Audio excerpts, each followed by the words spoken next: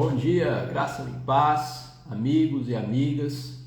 Mais uma vez o Senhor nos permitiu estarmos aqui para aprendermos um pouco da palavra do Senhor, refletirmos juntos. Se você tem uma Bíblia, um aplicativo, você pode me acompanhar na leitura de Romanos capítulo 3, versículos 23 e 24. Sendo justificados, pois todos pecaram, versículo 23, e carecem da glória de Deus, sendo justificados gratuitamente por sua graça, mediante a redenção que é em Cristo Jesus. E depois o versículo 5, capítulo 5, versículo 23, porque o salário do pecado é a morte, mas o dom gratuito de Deus é a vida eterna em Cristo Jesus, nosso Senhor.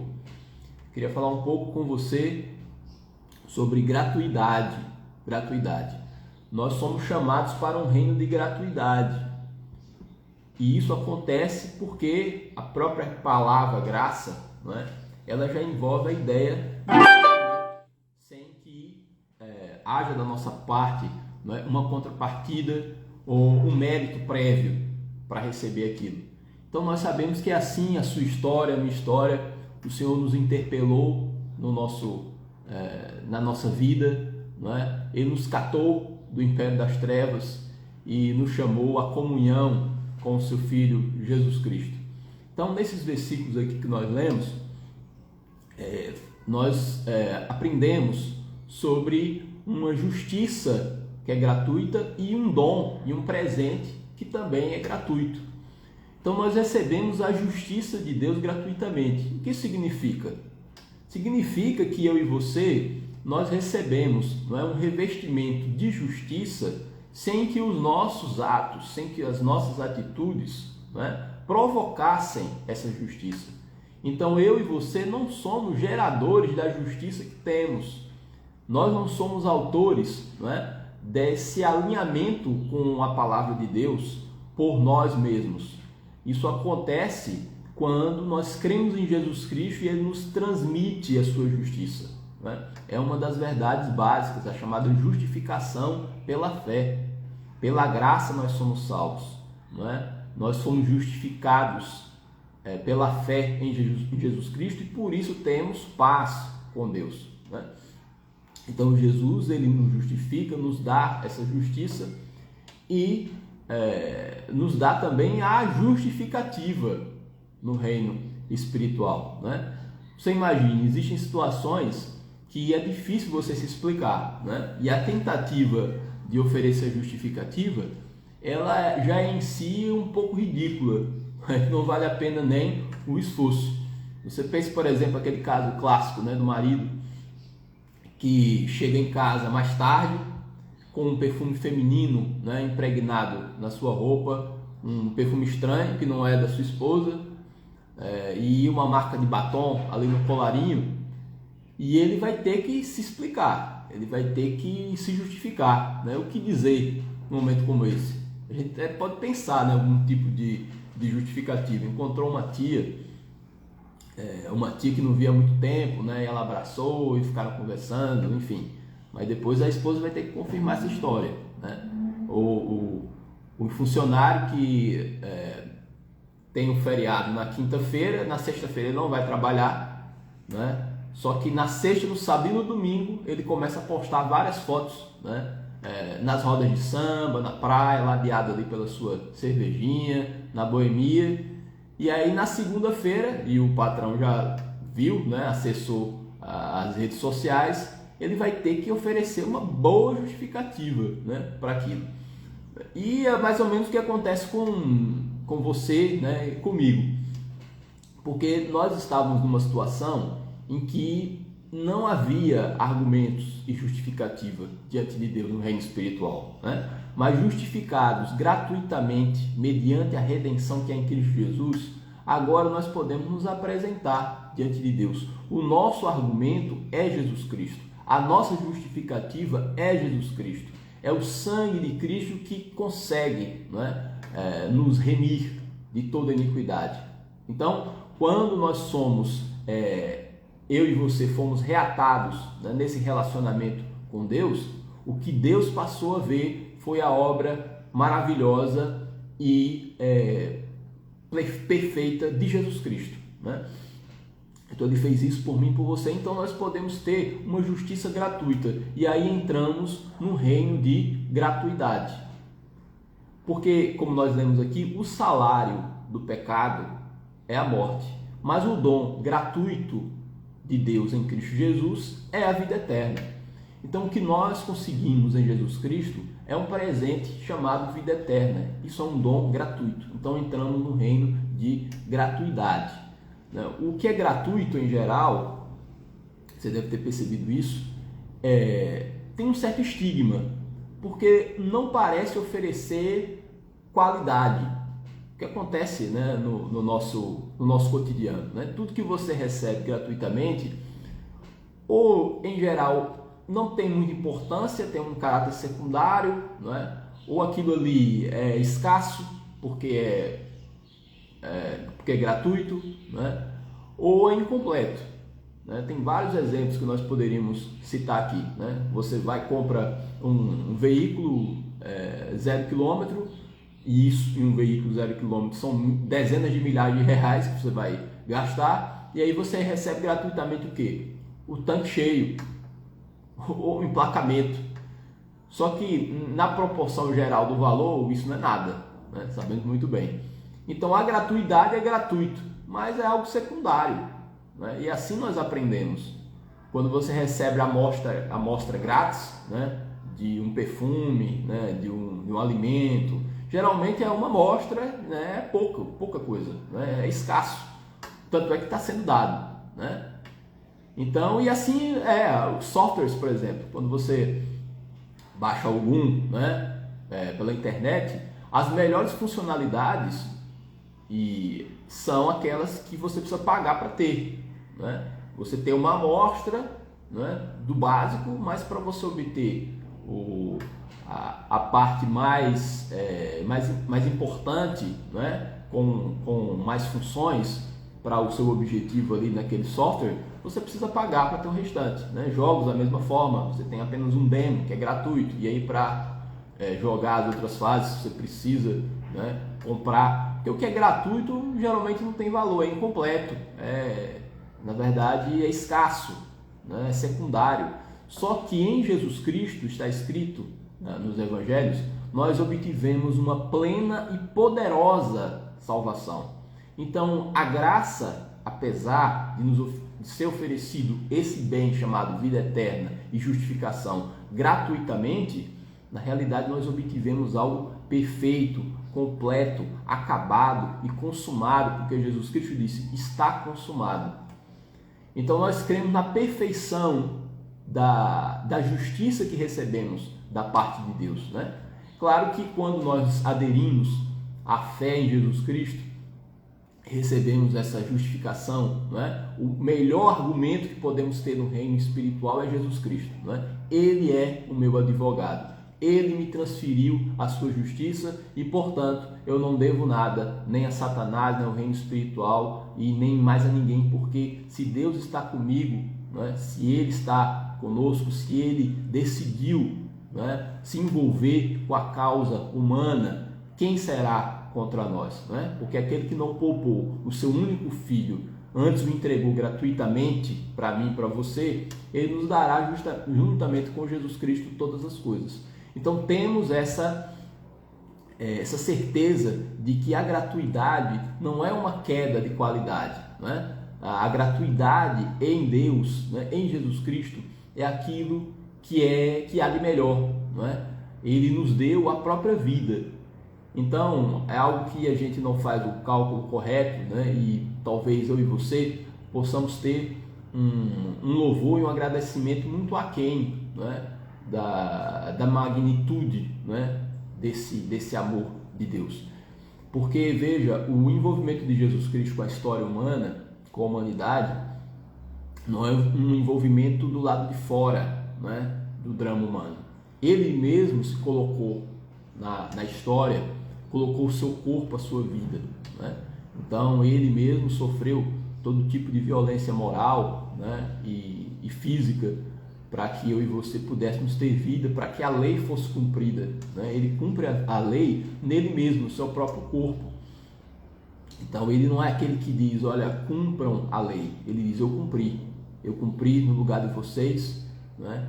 E agora eu, sendo o único justo, justifico a todos vocês, né? Então ele vai nos rebocando para o reino de Deus, né? Para um reino de gratuidade, né? E isso nos ensina muita coisa, né?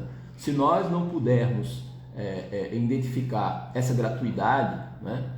Na verdade, todo o resto da vida cristã vai ser muito disfuncional, porque acaba sendo graça, acaba sendo apenas mais uma palavra bonita do nosso vocabulário, como é amor também, né? Se isso não entrar no nosso coração de verdade, se nós não entendermos que o único pagamento merecido para mim e para você era a morte, né? São conceitos que trazem um certo desconforto, mas que constituem uma chave espiritual imprescindível para compreender a condição do homem e a nossa reconciliação com Deus, né? Um exemplo muito eloquente disso é aquela passagem muito conhecida, né? Quando Jesus Cristo é crucificado entre dois ladrões, né? O bom ladrão, aspas, e o mau ladrão, né? Então um deles fala, Senhor, se tu és o Cristo, desce da cruz, salva-te a ti mesmo e a nós. E aí o outro fala, nem mesmo estando sob igual sentença temes a Deus? Nós, na verdade, com justiça, porque estamos recebendo o pagamento pelo que os nossos atos merecem, mas este nada fez. E aí ele acrescentou, lembra-te de mim quando vieres no teu reino. Ao que Jesus respondeu, em verdade te digo que hoje estarás comigo no paraíso. Então aquele homem, o bom ladrão, aspas, ele reconheceu que aquela situação era o pagamento, era o salário do conjunto da sua obra. Então esse sentimento, né, que deve na verdade nos envolver, porque é um exemplo, né? É quando nós conseguimos fazer um diagnóstico de quem nós somos, né? E isso nos ajuda muito a sermos mais gratos e a entender, né, o que estava envolvido nessa salvação, né? Ser salvo em Cristo Jesus, ter Deus na vida, ter o Espírito de Deus, né, dinamizando a nossa existência, não é algo que se acrescenta como um mero brinde, não é uma amostra grátis, uma vida que estava, né, muito bem, obrigado, e aí entrou Jesus para dar mais cor, né, mais brilho. Na verdade não é isso. A Bíblia fala que nós estávamos imersos em trevas, né? Nós estávamos desgarrados como ovelhas, e havia um espírito, né, de desobediência atuando nos homens, né? Nós éramos, na verdade, agrilhoados pelo diabo, mas o Senhor rompeu essas cadeias e nos chamou com amor, o amor eterno nos acolheu, né? E por isso estamos aqui num reino de gratuidade. Então, o que põe aspas de novo, o bom ladrão ensina é que o salário, o pagamento das nossas próprias atitudes, né? Essa é a única relação de contraprestação de verdade, né? No final das contas, né, se vamos falar de merecimento, vamos falar de merecimento contra nós, porque não existe um merecimento a favor, né? Da perspectiva espiritual, pelo menos não. E Paulo explica isso. Ele diz que aquele que trabalha, o seu salário não pode ser considerado dívida, mas aquele que confia no que justifica o ímpio, né, a sua fé, ela é atribuída como justiça. Então a nossa fé é atribuída como justiça, mas se utilizarmos o critério do merecimento, na verdade vamos receber a única coisa que de fato nós merecemos. Qual? A morte, né?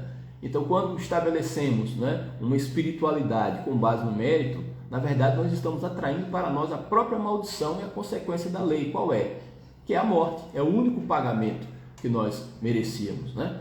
Então isso que eu estou falando parece algo teórico, mas é determinante para as nossas relações interpessoais.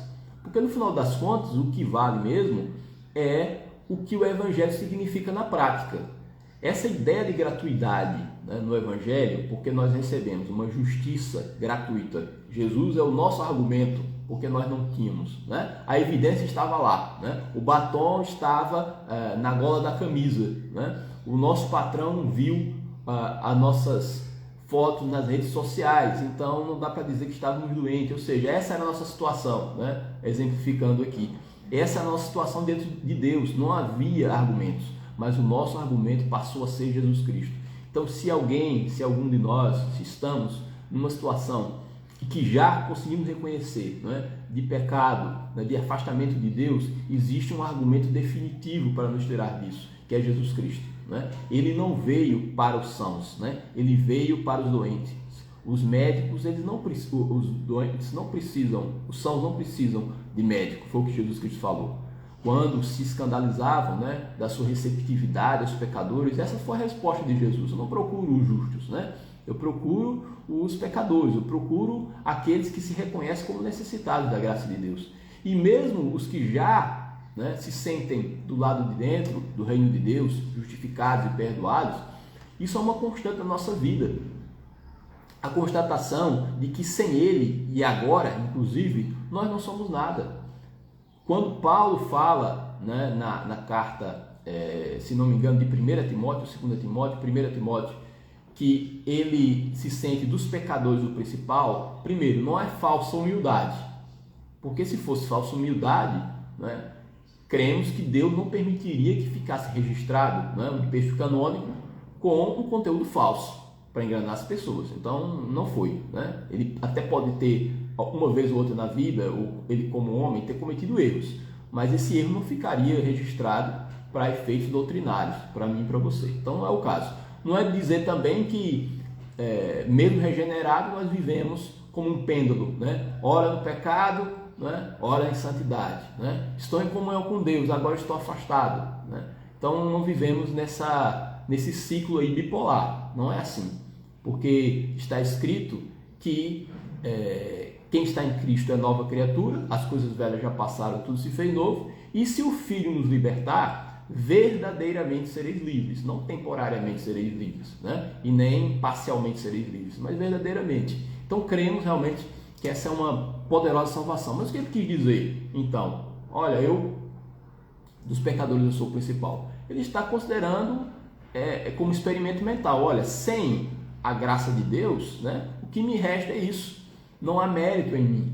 Isso é muito importante, principalmente porque isso produz certas consequências positivas. Nós termos a ideia da graça de Deus muito firmada no nosso coração, traz consequências positivas nos nossos relacionamentos, que é a base, né, do cristianismo, né, que é a estaca horizontal e a estaca vertical, né? Então, na estaca horizontal, que é nas relações interpessoais, nós precisamos também emitir graça de Deus, né? Evidenciar a graça de Deus, ficar demonstrado que estamos no reino de gratuidade.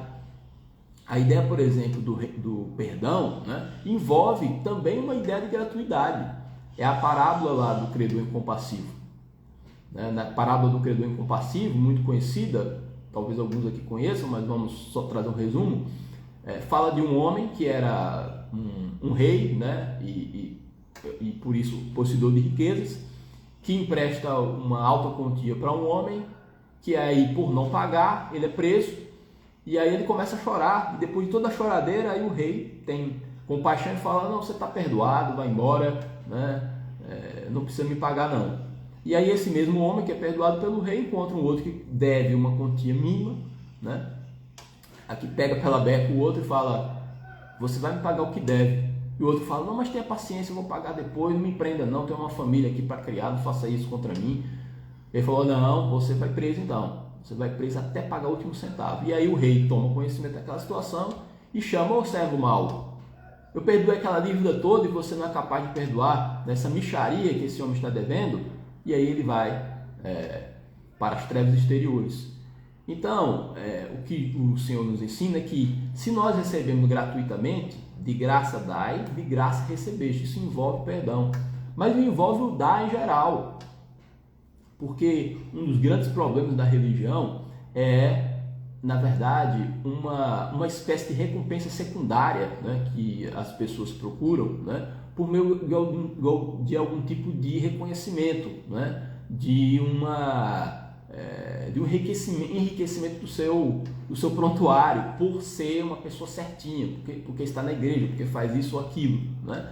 Então o dar, ele deve envolver, né, uma total, um jeito despretensioso de fazer as coisas, né? O que importa é o olhar de Deus, né, e não o olhar dos homens, e nem o meu próprio desejo, né, de galgar algum tipo de posição, etc., o que seria uma besteira. Então, o dar envolve, né, um comprometimento com o reino de gratuidade. É o tempo, né, que você dispensa, né, e coloca à disposição das pessoas, né, no discipulado, no apoio aos outros, né, de emprestar o seu ombro, né, à dificuldade do amigo, do próximo, né, o que oferecemos em termos, né, de colaboração com a nossa igreja, tanto financeira como no apoio, na mão de obra, né, de colocar as nossas mãos e o nosso corpo num projeto que vale a pena, que é o reino de Deus, né, no serviço que fazemos, os pequenos serviços, né, em casa, né, tendo sempre uma postura colaborativa no trabalho, né, e na medida do possível exemplar, pela graça de Deus, que o Senhor nos ajude a dar esse tipo de testemunho, enfim. Mas isso tudo envolve gratuidade. Agora, sabe como é que a gente consegue identificar quando os nossos atos não são revestidos dessa ideia de gratuidade? Porque estamos num reino de gratuidade, em que a graça de Deus e a justiça de Deus foi nos dada gratuitamente. Sabe como nós identificamos? Quando existe uma expectativa desmedida, né, de resposta do outro lado. Quando nos ferimos muito facilmente, quando as pessoas não são gratas pelo que nós fazemos. É verdade que nós não vamos negar a nossa humanidade, né? Temos sentimentos, é muito bom quando existe uma certa contrapartida do outro, né? Falou, valeu, foi muito bom, eu sou muito grato a você, que bom que foi que você fez isso, né? Tudo bem, mas se isso não acontecer, isso não deve ter influência nenhuma nos nossos, na nossa postura a partir daí, né? Então, a ingratidão, não só a ingratidão, né, mas até a deslealdade das pessoas é uma grande prova, né, da ideia de que se estamos ou não no reino de gratuidade. Porque se damos de graça, né, se recebemos de graça e damos de graça, também não haverá expectativa, né, uma expectativa desproporcional de que haja um reconhecimento do outro lado. E isso, gente, como resultado, teremos a liberdade de nos entregarmos, de nos ofertarmos, de darmos por causa da nossa consciência para com Deus e não porque receberemos o reconhecimento das pessoas, né? Não é o obrigado ou a ausência do obrigado que vai fazer com que eu desista e que eu jogue a toalha, né? É exatamente o contrário. Jesus Cristo, na sua jornada na Terra, ele até, ele como um homem também, o seu aspecto humano, evidentemente, era fonte de alegria ver, né, o reconhecimento das pessoas na sua obra, o que é prova também de fé, né, como aconteceu com aqueles 10 leprosos, né? 9 não agradeceram, voltou para agradecer, mas ele agradeceu, o leproso que agradeceu, para o próprio bem do leproso, né? Porque reconhecendo Jesus como Senhor, né, só ele teria a ganhar, e Jesus viu aquilo como positivo. Mas Jesus nunca parou, né, a sua missão, ele nunca acordou um dia e falou, sabe uma coisa, hoje eu vou descansar porque ontem foi tanta ingratidão, né? Ninguém me reconheceu como Messias, né? Curei muita gente, poucos agradeceram, vou descansar um pouco, isso aí não dá para mim. Então o exemplo de Jesus não é esse, é a persistência no bem, porque o nosso caráter foi forjado pelo próprio Deus, né? Nós não nascemos da carne e do sangue, como está escrito no primeiro capítulo do Evangelho de João, mas da vontade de Deus, né? Então fomos gerados pela palavra da verdade. Então somos produtos espirituais, eu e você, né? O Senhor nos produziu espiritualmente. Então estamos no reino de gratuidade. Então o perdão ele precisa acontecer de forma incondicional. Temos dificuldades emocionais, claro, quem não tem, não é? Dependendo da ofensa. Mas mandamento é mandamento. E estamos inseridos no reino onde as coisas são gratuitas. Então, o dar, o se oferecer também precisa ser gratuito. Que o Senhor nos ajude a vencermos, né, esse obstáculo da expectativa de gratidão e de contrapartida das pessoas, porque isso não é gratuidade. Né? O Senhor nos chamou a termos uma nova concepção de vida e isso vai trazer, né, como resultado liberdade para você, liberdade para mim, em nome de Jesus.